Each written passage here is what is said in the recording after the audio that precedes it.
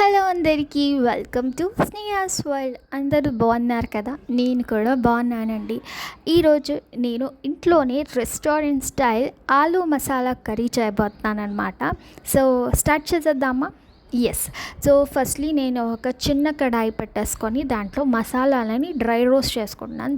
దానికోసం నేను ఒక 3 టేబుల్ స్పూన్ ఆఫ్ వేరుశనగ పప్పులు వేసుకున్నాను, అంటే పల్లీలు వేసుకొని కొద్దిగా రోస్ట్ చేసుకున్నాను అనమాట.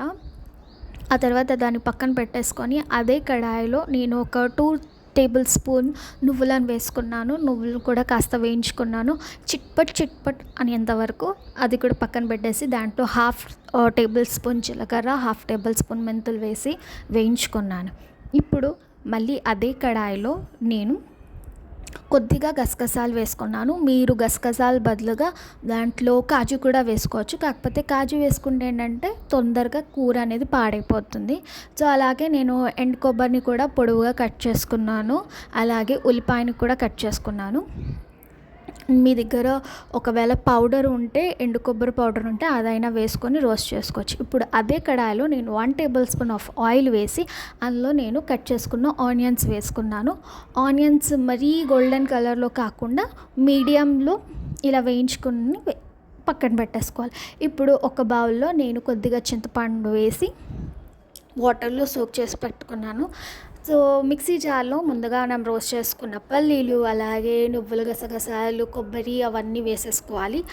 అండ్ అందులోనే ఇప్పుడు హోల్ గరం మసాలా లైక్ సాజీరా, లవంగాలు, పట్ట అండ్ అలాగే ఇలాచీ నేను పక్కన తీసుకున్నాను. సో ఇవి వేసుకున్నాను. ఇలాచీని నేను తొక్కతో కాకుండా ఇలా తొక్క తీసేసి వేసుకుంటున్నాను.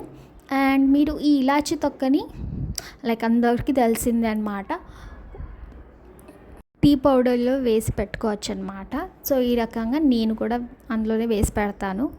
అండ్ ఆ తర్వాత కొద్దిగా వెల్లుల్లి, అలాగే నేను అల్లాన్ని కొద్దిగా కట్ చేసి వేసుకుంటున్నాను. మీరు కావాలంటే అల్లం వెల్లుల్లి పేస్ట్ వేసుకోవచ్చు. అండ్ అలాగే కొద్దిగా ధనియాల పౌడర్ అనమాట. ఇవన్నీ వేసి ఒక్కసారి మిక్సీ పట్టేసుకోవాలన్నమాట. సో ఇలా మిక్సీ పట్టుకున్న తర్వాత పౌడర్ అనేది ఇలా అవుద్ది. ఇప్పుడు దీంట్లోనే మనం ముందుగా వేయించి పెట్టుకున్న ఉల్లిపాయల్ని వేసుకుందాం అనమాట. వేసుకొని ఒక్కసారి అలా మిక్స్ చేసుకోవాలి. ఉల్లిపాయల వల్ల టెక్స్చర్ అనేది చాలా బాగా వస్తుందన్నమాట.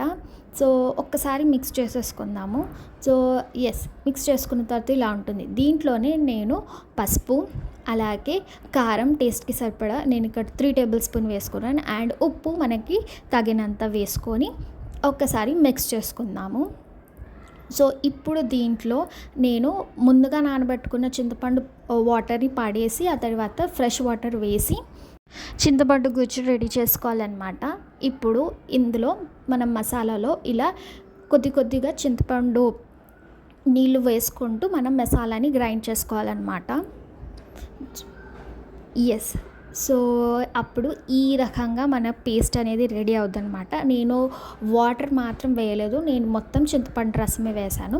ఇప్పుడు నేను ఆలూని పీల్ ఆఫ్ చేసుకుంటున్నాను. ఆలూని శుభ్రంగా కడిగేసాను. ఆ తర్వాత ఆలు తొక్కని పీల్ ఆఫ్ చేసుకుంటున్నాను. సో ఇలా పీల్ ఆఫ్ చేసుకున్న తర్వాత నేను ఆలుగడ్డని ఇలా 2 పీసెస్లో కట్ చేసుకున్నాను అనమాట. ఫస్ట్లీ నేను ఆ పొటాటోస్ని ఇలా 2 ఈక్వల్ హాఫ్స్లో కట్ చేసుకున్నాను. ఆ తర్వాత వాటిని సైజ్ని బట్టి మనం ఇంకొక హాఫ్ కట్ చేసుకోవచ్చు అనమాట. సో నేను ఈ రకంగానే అన్నీ చేసుకున్నాను. ఆ తర్వాత ఒక కడాయి పెట్టేసుకొని దాంట్లో 2 టేబుల్ స్పూన్ ఆఫ్ ఆయిల్ వేసుకున్నాను. ఇప్పుడు దీంట్లో మనం ముందుగా కట్ చేసుకున్న ఆలుగడ్డల్ని వేసి ఒక్కసారి ఫ్రై చేసుకోవాలన్నమాట. సో దీన్ని ఇలా ఎందుకు చేస్తున్నానంటే కొంచెం క్రిస్పీగా అయితే బాగుంటాయని. దీంట్లోనే నేను కొద్దిగా పసుపు, అలాగే కొద్దిగా కారం అండ్ కొద్దిగా ఉప్పు కూడా వేసి ఒక 5 మినిట్స్ వరకు మూత పెట్టకుండా ఇలాగే రోస్ట్ చేసుకున్నాను. సో దట్ క్రిస్పీనెస్ ఉండాలి అనేసి. ఇప్పుడు వీటిని మనం ఒక ప్లేట్లో పక్కన తీసి పెట్టేసుకుందాం అన్నమాట. సో ఇలా ఫ్రై చేసుకుంటే టేస్ట్ అనేది చాలా బాగుంటుంది అనేసి నేనైతే ఇలా ఫ్రై చేశాను అనమాట. సో వీటిని మనం కొద్దిసేపు పక్కన పెట్టేసుకొని ఇప్పుడు నేను అదే ఆయిల్లో ఒక బిర్యానీ ఆకు వేసుకొని మనం ముందుగా రెడీ చేసుకున్న పీస్ని నేను నూనెలో వేసి కొద్దిగా ఫ్రై చేసుకున్నాను అనమాట. సో దట్ ఆల్రెడీ మనం అన్నీ రోస్ట్ చేసే వేసుకున్నాం. సో పచ్చివాసన అనేది అయితే ఉండదు. బట్ ఆయన ఆయిల్లో మన మసాలా అనేది బాగా మిక్స్ అవుతే చాలా బాగా టేస్ట్ అవుతుంది.